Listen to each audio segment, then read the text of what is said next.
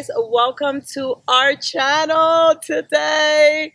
So this is like a new addition. I'm trying this out and trying to see if I add one more YouTube video a week. So depending if you guys tell me you guys like it, then I will be adding this to my YouTube channel. Today I have our guest Zachary in the house. And today's video is just about following up with you guys about everything that's been going on with the wedding. Last time we did a video together, I got engaged. The last video that we did together was about 8 months ago when I proposed, and if you want to see me trying to keep it all together, click the link below to watch that video. I wanted to ask you. Okay. No. Baby. Oh no. Oh, I'm gonna cry. Will you marry me? This video is about what we've been going through with this whole quarantine and our wedding planning. I just been so stressed. I know there are bigger things going on in the world, but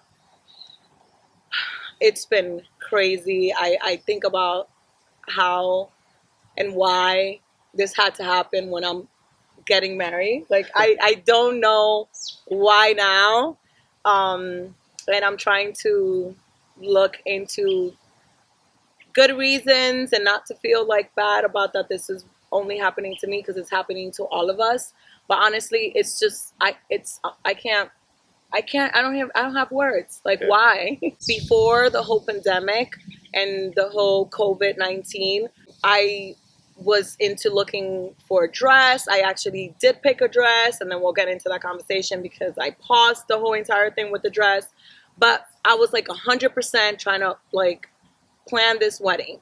But then the whole pandemic happened, and then I got scared. We both got scared. We just don't know like if this is gonna be happening next year. Like, should we still be planning a wedding? Are we gonna be in the position that a lot of people are this summer? Like, I'm so afraid of like planning this wedding and spending thousands of dollars and then not being able to have the wedding next year. I mean, I think that's our biggest like. Yeah, that's the biggest concern. Feeling that this could happen again next year, and then people are gonna not really want to go to a big wedding. So it's so we don't even know, like, are we gonna have a 200 guest wedding, or are we gonna have like 20? Like, what's happening? So it's just too much uncertainty, and I just don't feel comfortable because it's like the biggest day of our lives, and I am sorry, but I am devastated that this is happening. And I just I'm like, fuck, why couldn't you propose a year like earlier? Like, we would have never been in this position. So of course I find a way to blame Zach, but it all comes full circle. Not meaning to, but it's just like, like, seriously.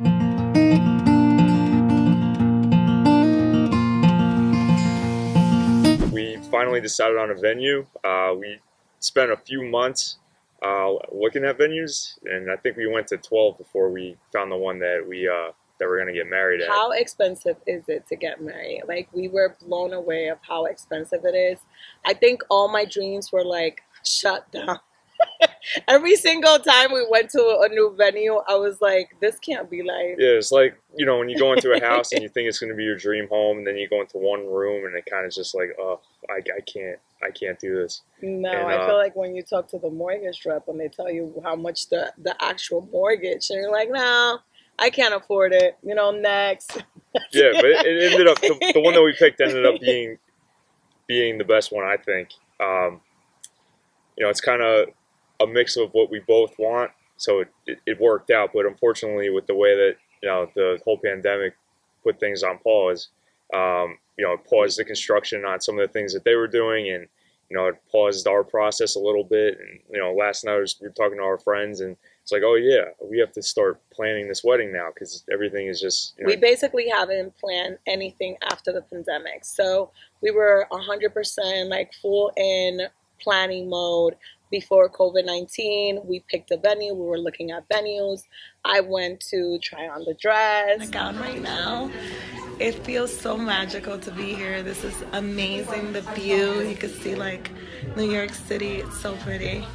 that was like the small version of like how it really affected us, because we started looking at the bigger picture of all the things that could happen, because our wedding is not this year, but we're seeing so many people that are getting married this year and how they've been affected by the pandemic.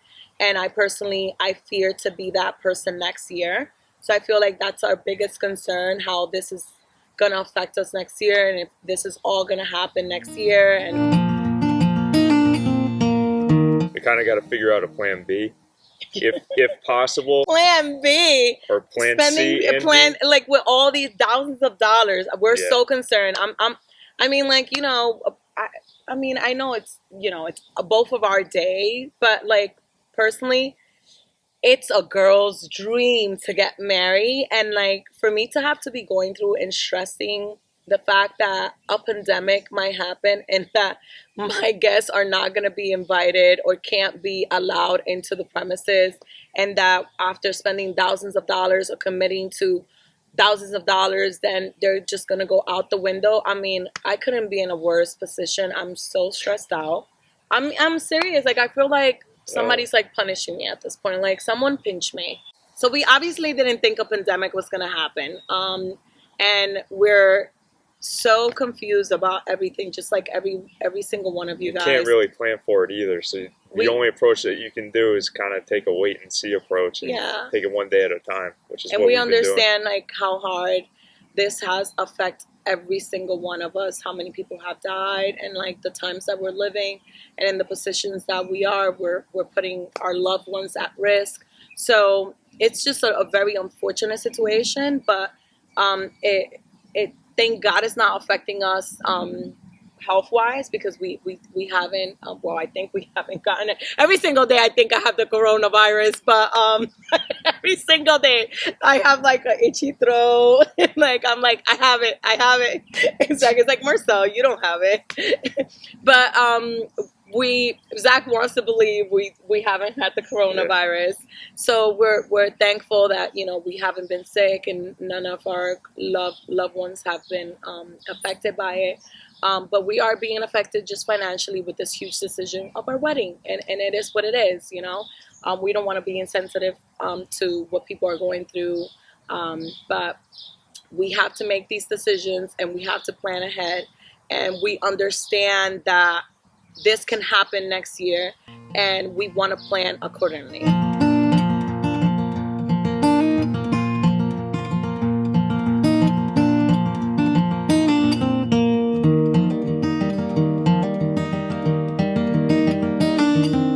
What else is going on? So we did pick the venue. I know you guys have like 1,000,001 questions as to what venue we picked.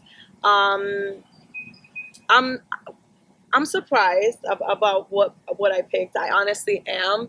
Within the process, I kind of like saw myself like really understanding who I am, kind of thing, because I thought I was gonna want like all glammed and like a princess? Yeah, like a princess wedding. And then I found myself like feeling like I wanted more of like an outdoor feel.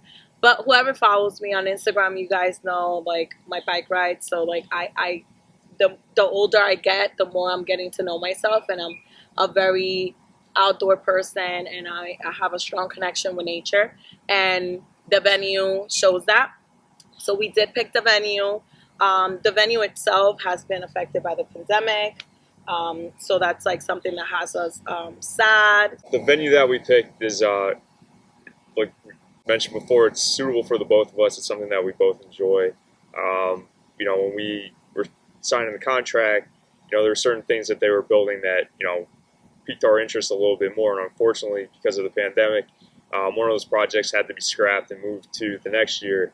And, you know, it's unfortunate, and I'm sure a lot of people are going through the same thing, because, you know, through our whole process, every venue that we went to visit, they were all going through construction. I'm pretty sure this isn't the only one that got affected. I don't know how you guys feel, but I don't know who else is getting married, but it was like so disturbing to me to actually go venue shopping and the venue not to be there. You're like basically looking at pictures. Yeah, it was very weird. And videos. It was like going to construction sites. It wasn't like going to we're venues. putting like a hat of construction and everything. It was just like a little bit overwhelming, especially if you're not the type of person that you can picture yourself or have like the imagination to picture things completely done.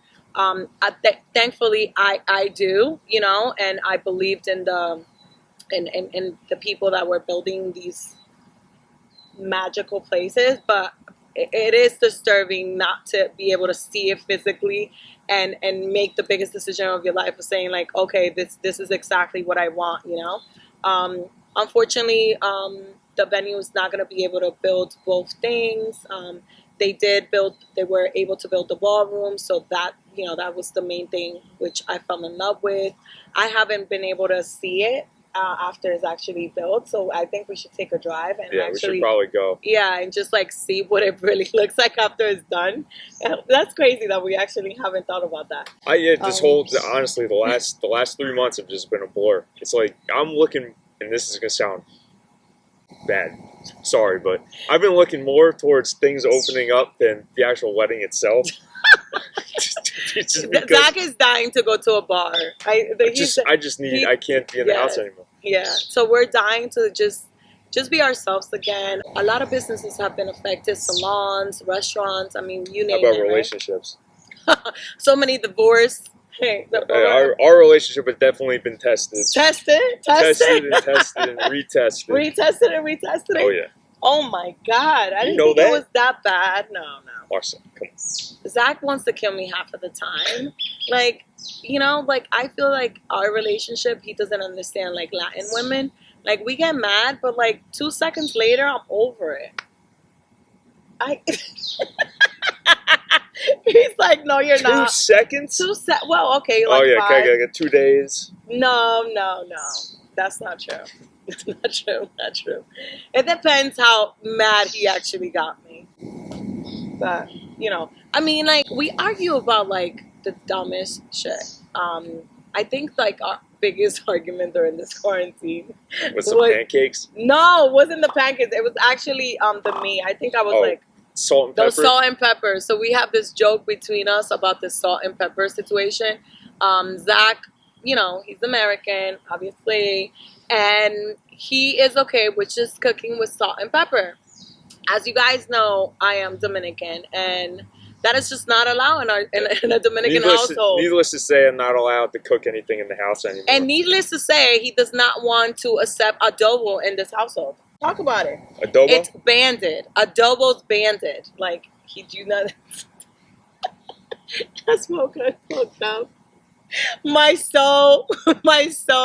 I can't believe it. I mean, like, you have to see me trying to cook. I feel like he also, like, inspects, and he wants to be in the kitchen when I'm cooking, and, like, I wait for him to turn around, I'm in the kitchen because I'm eating. Throwing the adobo, like, hitting. So you do put adobo on it? I don't add it all the time, but, like, sometimes I'm like, oh my God, like, when is he gonna turn around so I can add this little bit I'm throwing it away after this. No, you're not. Absolutely not. But anyways, you know, those are like been like I feel like looking back, you know, we always talk about this, like what we argue is like dumb stuff. It's communication, that's it. And but our communication is just like it's a lot of misunderstandings. I say a lot of things that go right over your head, and you say things that I misinterpret, you know, so it's, you know, us Latin women, I'm on the edge all day.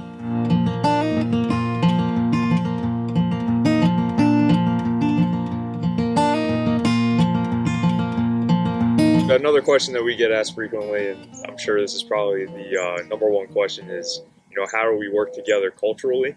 And for me, at least, it's, you know, I tell him not to take it personal. Dominican women, for the most part, Latin women, we're very strong women. You know, the majority of us have had to work and go through things that a lot of women don't really have to go through. So we were, by nature, just very strong, independent women. I mean, I think what it really comes down to, like, having respect for one another and understanding that we're different, we have different perspectives, we come from different origins, but at the same day, we're trying to say the same thing from two different places. And make and drink the same juice, right? That's what you were saying. You said we come from different oranges, right? Origins. Oh, I thought you said oranges. But that was a good metaphor. I'm proud of you for that one. Well, this is the perfect example of how, like, the miscommunication in our relationship. Like, I really thought you said oranges, and he said orange. Origins. Yeah, but this is something that happens all the time. All the time, which he says something else, and like I understand it differently, and yeah, just like having an understanding that she came from one place and lived her whole life doing one thing, and she's coming into a culture like mine where it's not like hers at all, and finding a way to make it work, and like we've done a very good job about keeping it together, yeah. and like not giving up when things got tough. But sometimes it's just like, I wish she would understand where I'm coming from, and I know she feels the same way. But that takes time and takes communication. Just to wrap it up, about our wedding plans, we have paused it. We're trying to pick it back up, depending if we get a second wave or not with this pandemic. So we're kind of waiting to see what happens with this whole pandemic, and if we get any news about if this is bound to happen next summer or not. Regardless of what, we do have the plans to get married, right? So I think even if we have to elope, even if we have to have it in our backyard, we're getting married. So we're just hoping for things to calm down and everything to come back to normal. If you guys have any questions about this process, like, feel free to comment below. So next time we do a YouTube video, we answer them. Even if you want to know just where to start. Yes. We had no idea what we were doing. We just kind of shot out hundreds of emails and set up appointments and took it from there. Yeah. Every weekend, I think we didn't have a weekend for like a couple of months because we were just visiting venues and venues. We were doing like 3 a day. Yeah. Some of them are close by. Some of them were like so far out. Some of them were kind enough to kind of give us a description of how much like it costs, like, so we would upfront, so we didn't really have to waste our time going to, because we know how much it was. So I thought that was very helpful, honestly. And I know weddings are important, but there's no reason to go broke for. So one of the things that we kind of have argued about, it's like, obviously we all know that I'm the extravagant one, and Zachary is the financial guy who's like more headed. I have to bring you back down to earth. Yes, he brings me down, and I feel, not brings you down. No, well, maybe I'll bring you down. No, you bring me down to earth, and I feel like with this whole process, he's always talking about, we don't want to go broke. It's only 6 hours, like. Yeah. You have to think about this. And we don't want to have one of those weddings where, looking back on it, it's like, wow, you don't even remember the night.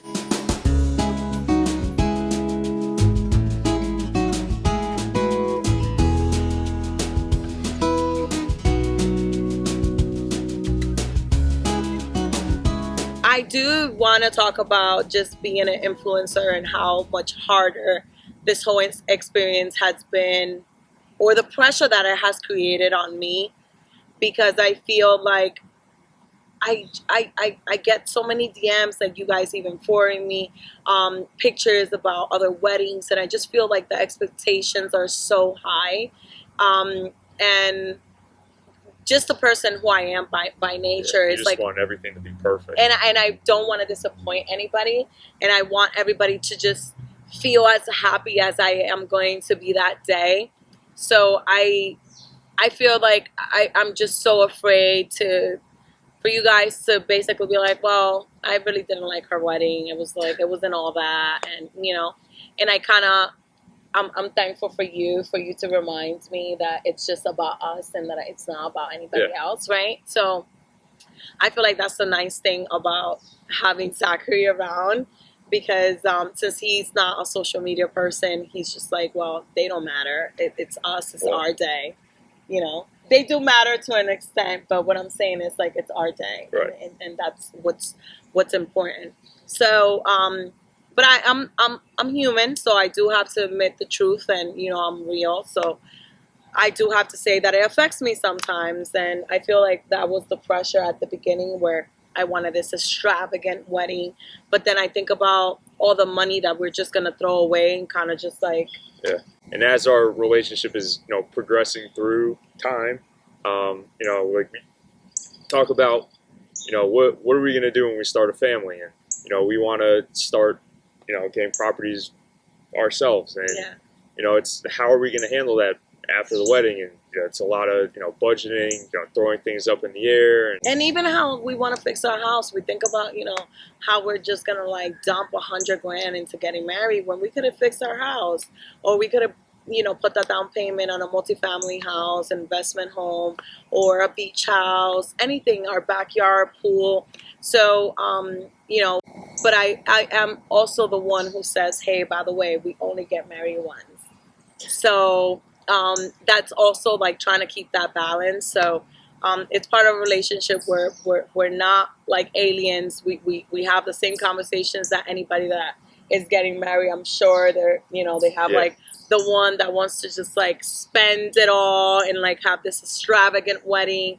And then we have somebody like Zach who's like, well, we need to stay like a little bit more compact, and we need to, do it a little bit, or calm it down a notch, and that's where we're at. It's hard. It's honestly hard to do that to somebody.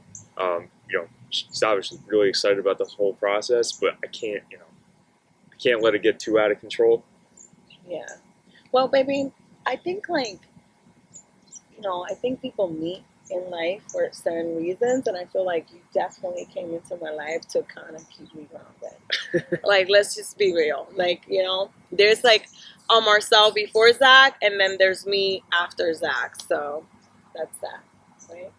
And then I'm like the one to spice you up. That's one way to put it. So yeah.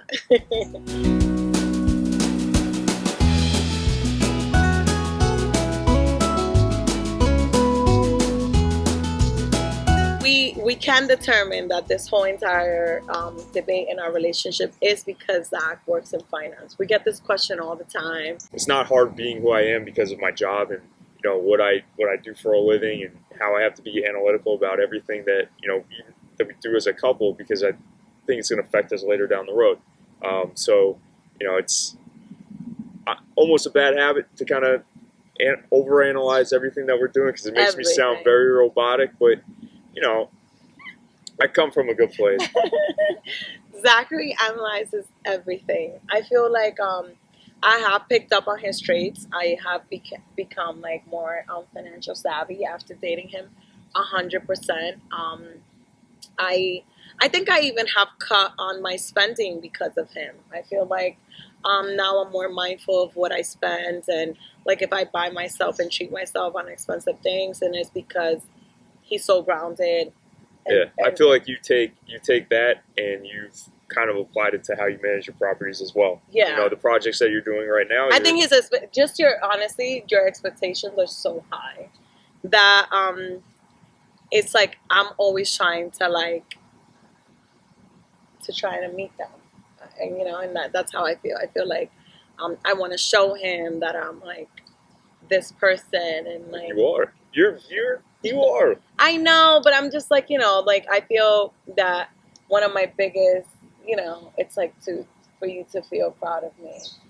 I tell you every day. I know, but that's just like something with me. Like I feel like I want him to see me doing different things, and like I don't know if every girl feels like that about their significant other, but it means more to me for you to be proud than anybody else, right? So it's very true. My baby. Because we're talking about all these financial decisions that we go through in our relationship, I think is bound for us to talk about just our finances. We get asked all the time about how we manage them. Yeah. Or like what are we gonna do? Yes, all the time. It's like, do we have joint accounts? how do you guys pay the bills? And I feel like you guys want so much information, and sometimes I'm like, do they just want to be nosy, or are they are you guys really interested because you guys want to be in a better place where your significant other and want to know what works for us? So like we don't have a special sauce. We don't do anything differently. Special mix. Yeah, we don't do anything differently than anybody else. One thing that I will say though is, with Marcel especially, I was like, what are your expenses? Like what can I expect you to have to be on the hook for every month? And we matched it with mine, and we figured out what we could afford via mortgage and whatever entertainment expenses that we have down the road, and it's the best way to do it. I think what we decided as a couple, to answer the question, we do have joint accounts, and I think Zach has been more hesitant than me, surprisingly, to kind of let go of his bachelor lifestyle. So it's been like a little bit more on his side for me, like having to like work on it and pull him like, hey, we need to have a joint checking. We need to, feel like he fought it a little bit. Well, we do have joint accounts, and we decided a month, like, our mortgage comes out every single month for our joint account. And then we also decided to add more monthly. So we have a monthly goal that we deposit into the account, and that he does his part, I do my part. So, and that's for future, whatever we want to do, like get a investment property, or we want to put that into something else, or fix our house. I mean, we go back and forth whether this money is going to be for our savings for the house, or should we invest in an income property. We did a live like the other day, and one of the issues I addressed or decided to speak about was the simple fact that we go back and forth about if we should dump our savings into our own house, or should we dump it into an investment property. Well, we'll say this: after this whole pandemic summer, we're getting a pool. I am so happy. This is like one of the benefits that the pandemic did for me, because the reason why I fell in love with this house was because of the backyard. As soon as I walked in and I saw that backyard, I'm like, I envision my baby showers here. I envision my children's birthdays, a pool. I just like envisioned my whole life on this backyard. I saw the potential, and he wasn't like so sold on the pool situation, but because of the pandemic, we both have thought about just like, fuck it, let's just not save $1 more into anything else, and let's just get a pool. So I'm so happy to hear that he's like on board about the. Crazy if you think I'm gonna, who knows what's going on the beaches this summer. So yeah, so we're it just made it very clear that I think this whole pandemic made it very clear for every single one of us that it's important for us to feel like an oasis in our own home, because we were stuck home for a long time. I want a pool so bad. That's like all I want. I have like spoken about like how many friends we're gonna have, because everyone's gonna want to be over, and how fun it's gonna be. So I'm dreaming about that. So yes to the pool, and we just have to save.